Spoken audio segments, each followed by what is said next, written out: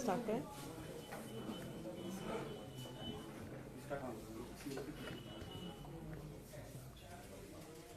कल सुबह दिल्ली सरकार के कैबिनेट ने एक बहुत बड़ा फैसला लिया। कल सुबह दिल्ली सरकार के कैबिनेट ने मुख्यमंत्री महिला सम्मान योजना को पास किया। जो स्कीम कल रात को कैबिनेट के द्वारा लिए गए जो इस निर्णय को कल शाम नोटिफाई भी कर दिया गया।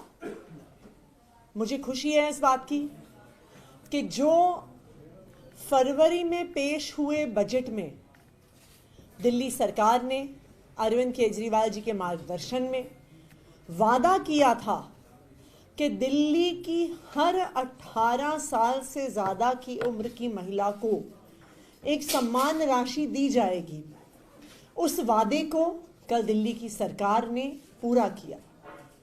इस वादे को पूरा करने में हमारे विरोधियों ने कोई कसर नहीं छोड़ी।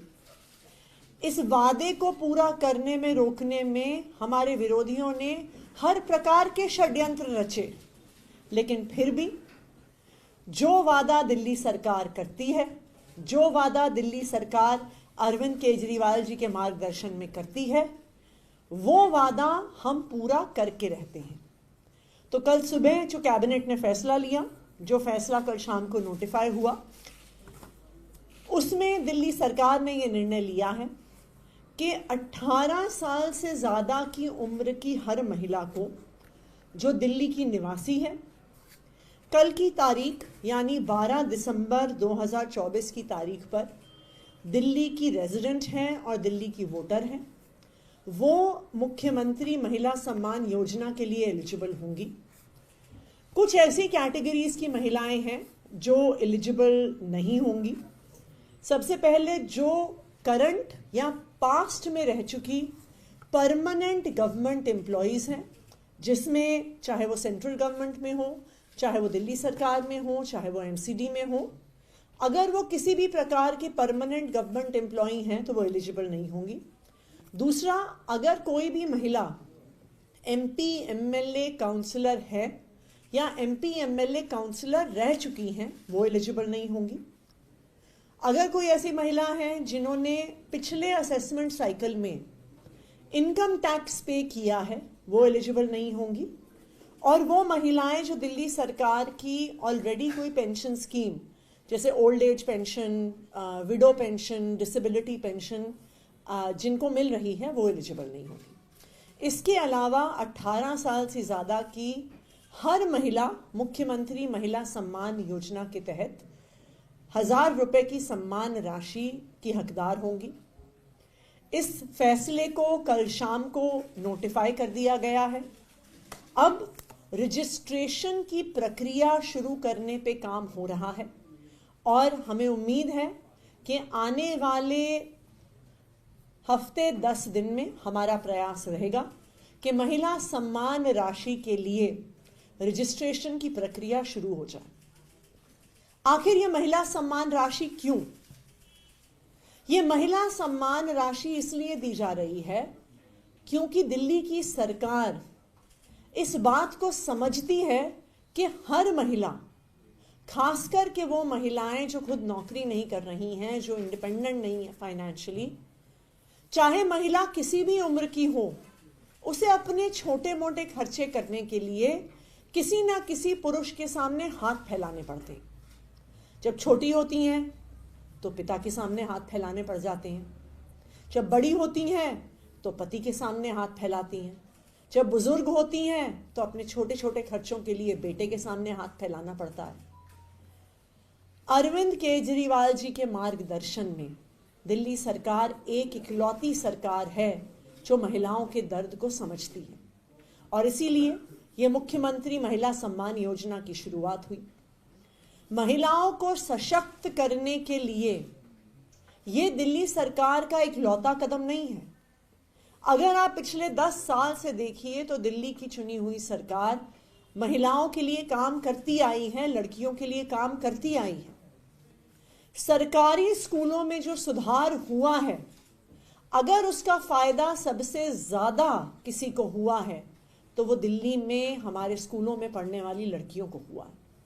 क्योंकि जब परिवार के पास, जब सरकारी स्कूल टूटे फूटे हाल में थे, परिवार के पास अगर एक बच्चे को प्राइवेट स्कूल में भेजने के पैसे होते थे तो वो अपने बेटे को प्राइवेट स्कूल में भेजते थे और बेटी को सरकारी स्कूल में भेजते थे।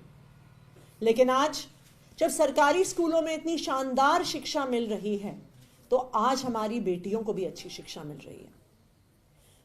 दिल्ली की महिलाएं, खासकर के गरीब तबके की, लोअर मिडिल क्लास की महिलाएं अपने स्वास्थ्य का कभी ध्यान नहीं रखती थी। क्यों? क्योंकि उन्हें लगता था कि एक छोटी सी बीमारी के लिए डॉक्टर के पास गए तो 500 रुपये डॉक्टर लेगा, 500 रुपये की दवाई आएगी, 500 रुपये का खर्चा टेस्ट में लग जाएगा और 1500 रुपये में महीने का पूरा बजट बिगड़ जाएगा। इसीलिए महिलाएं अक्सर बीमार होने के बावजूद भी डॉक्टर पे नहीं जाती थी और इसीलिए छोटी बीमारी बड़ी, बड़ी बीमारी अक्यूट बीमारी बन जाती थी।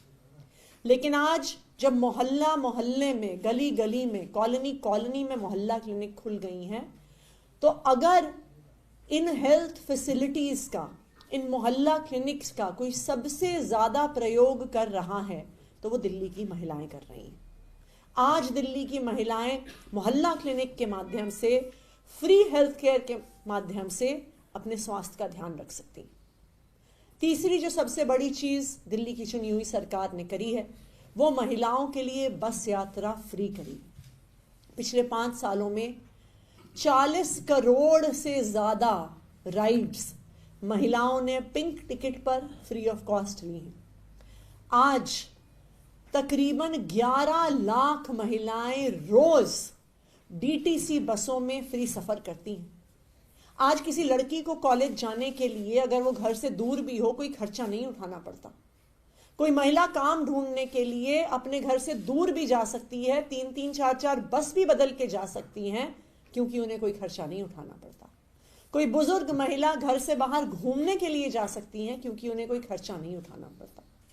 तो लगातार पिछले 10 साल से, चाहे शिक्षा हो, चाहे स्वास्थ्य हो, चाहे फ्री बस यात्रा हो, अरविंद केजरीवाल जी के मार्गदर्शन में दिल्ली सरकार ने महिलाओं का सशक्तिकरण किया। लेकिन सबसे बड़ा सशक्तिकरण हाथ में पैसा होने से आता है और इसीलिए इस महिला सम्मान योजना को लाया गया है और मुझे पूरा भरोसा है कि इसके माध्यम से दिल्ली की महिलाएं खुद निर्णय लेने में, आगे बढ़ने में, अपने परिवार को चलाने में सशक्त होंगी। Thank you. मैम, आपने खुद कहा कि प्रक्रिया को शुरू होने में 15 दिन का टाइम लग जाएगा और ये भी संभावना है कि 15 दिनों के भीतर चुनाव की घोषणा भी हो जाए। तो ऐसे में बीजेपी ये सवाल उठा रही है कि क्या सिर्फ चुनाव के मद्देनजर इतना लेट इस फैसले को लाया गया, पहले भी लाया जा सकता था?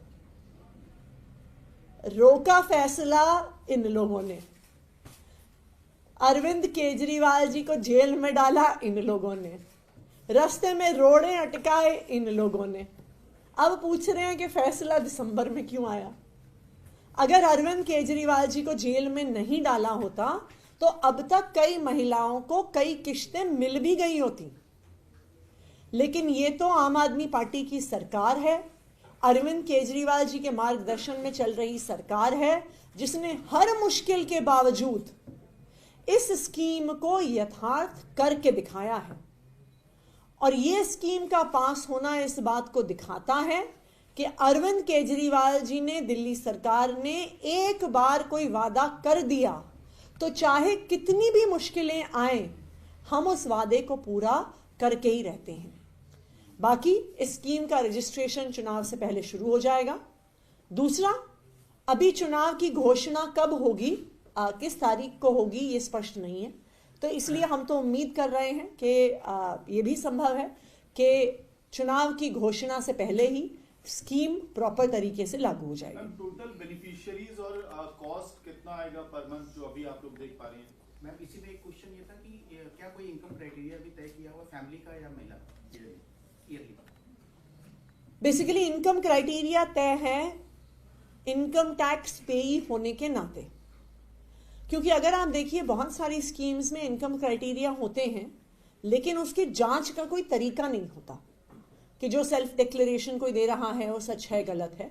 इसलिए इनकम क्राइटेरिया को इनकम टैक्स पेमेंट से जुड़ा हुआ है। तो जो इनकम टैक्स पेई महिलाएं हैं वो इस स्कीम के लिए एलिजिबल नहीं होंगी, बाकी सभी महिलाएं इस स्कीम के लिए एलिजिबल होंगी।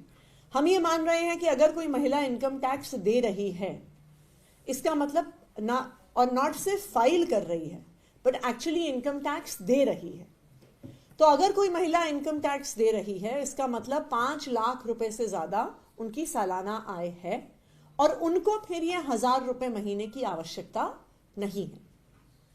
फैमिली इनकम का क्राइटेरिया हमने बहुत सोच समझ के नहीं रखा, क्योंकि बहुत बार ऐसे भी केस सामने आते हैं कि हो सकता है परिवार की 5 लाख से ज्यादा इनकम हो, परिवार का कोई सदस्य और ज्यादातर परिवार के पुरुष जो हैं वो कमा रहे हों, लेकिन वो पैसा महिलाओं के हाथ में नहीं आता। और हम बहुत सारे केसेस देखते हैं कि कई बारी अच्छे फाइनेंशियली वेल ऑफ परिवारों में भी डोमेस्टिक वायलेंस, अब्यूज वगैरह के केसेस सामने आते हैं। तो इसलिए अगर कोई महिला खुद फाइनेंशियली इंडिपेंडेंट ना हो तो वो इस स्कीम के लिए एलिजिबल होंगी। बाकी कितनी महिलाएं इसके लिए अप्लाई करती हैं वो उस पर डिपेंड करेगा। मेरा ये मानना है कि जो महिलाएं जिनको ज़रूरत है वो ही मेरे ख्याल से सामने आएंगी और इस स्कीम के लिए अप्लाई करेंगी। बाकी मैं उम्मीद करती हूँ कि जिन जिन महिलाओं को भी इस 1000 रुपए की ज़रूरत है वो पूरे ज़ोरों शोरों के साथ जैसे ही रजिस्ट्रेशन खुलेगा रजिस्ट्रेशन की प्रक्रिया में भागीदारी जरूर करेंगे। कल एक सवाल ये भी आया था कि इस बजट में इस योजना के 2000 करोड़ रुपए रखे गए थे और जैसा कल केजरीवाल जी ने भी कहा कि अभी चुनाव से पहले इसके लागू होने की संभावना नहीं है, तो एक सवाल ये आया था कि वो जो बजट रखा है तो वो क्या आगे किस तरह यूटिलाइज होगा, और आपका ये भी मानना है कि चुनाव के बाद इसको 2100 रुपए करने की योजना है, तो क्या अब प्लान ये रहेगा कि 2100 हो जाए तभी इसको फाइनेंशियली लागू करें, या आप कोशिश करेंगे कि अभी शुरू में 1000 दे दें और बाद में 2100? इस स्कीम को मेरे ख्याल से चुनाव की घोषणा से पहले ही इसकी रजिस्ट्रेशन प्रक्रिया और स्कीम की प्रक्रिया शुरू हो जाएगी।